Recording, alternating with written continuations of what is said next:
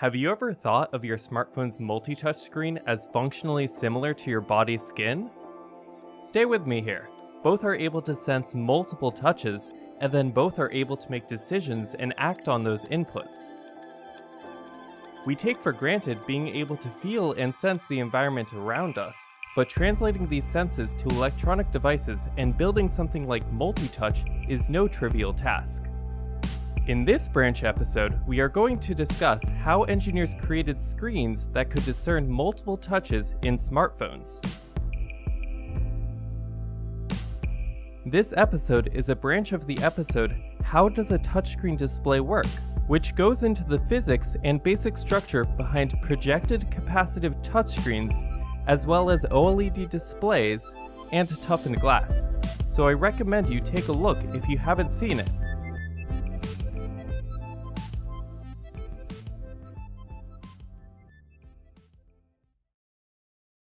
Okay, so let's dive in.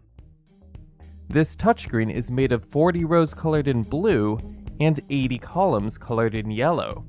The result is a grid with over 3,000 intersections, and your phone can sense a touch at each of those intersections. We'll get into how it does that shortly, but for now, when you type out a message, your phone detects a pattern that looks like this.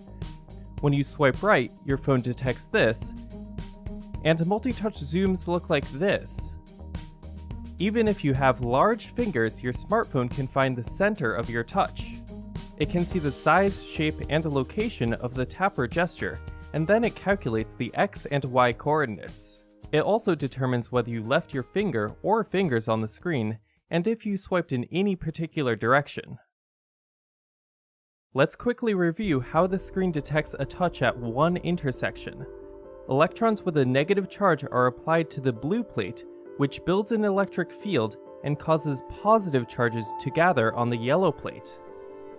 When a conductive material like your fingertip comes close, it interrupts the electric field and the change in positive charge on the yellow plate is measured. You might be wondering, how does my touchscreen work through the glass and screen protector? Well, this type of touchscreen is called a projected capacitive touchscreen because the electric field rises above the surface of the glass. So the touchscreen will work through protective covers as well as thin plastic or rubber gloves. Test it out. Grab a few plastic bags or saran wrap and see how many layers of plastic your touchscreen can sense through. Before we continue, let's simplify the grid from 3,200 intersections down to 200 intersections. Everything conceptually works the same, it's just easier to visualize. Okay, so with all the rows charged negatively, and the electric field built up, and the columns actively measuring to see changes in the electric field, we have a touchscreen, right? Well, not exactly. See, if we continuously measure each of these columns while all of the rows of electric fields are active, we run into a few issues.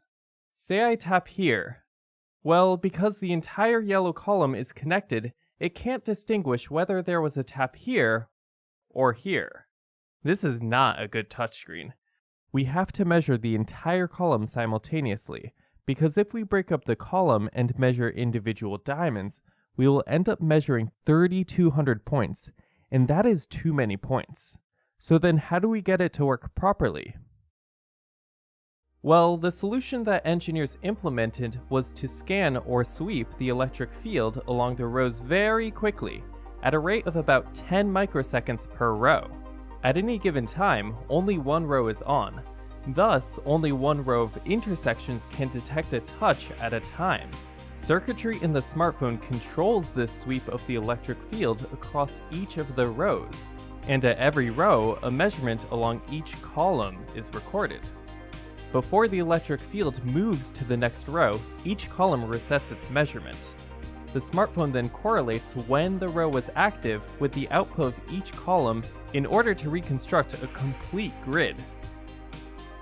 This scanning happens within a couple milliseconds, and it allows for the smartphone to distinguish between 3 or more touches in all different locations.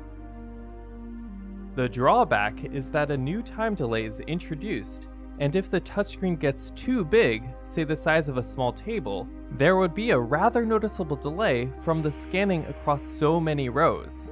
However, with a touchscreen the size of your smartphone, it can quickly determine all the types of touches and gestures.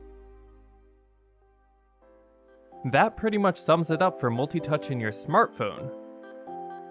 There are many other types of touchscreens, like resistive or self-capacitive touchscreens, to be detailed in other episodes. This episode is related to the structure of a touchscreen display, as well as electric fields, capacitors, and how to measure capacitance. Thanks for watching. Don't forget to subscribe, comment with your questions and thoughts, and tell your friends and family about something you learned today. And remember to think about conceptual simplicity and structural complexity.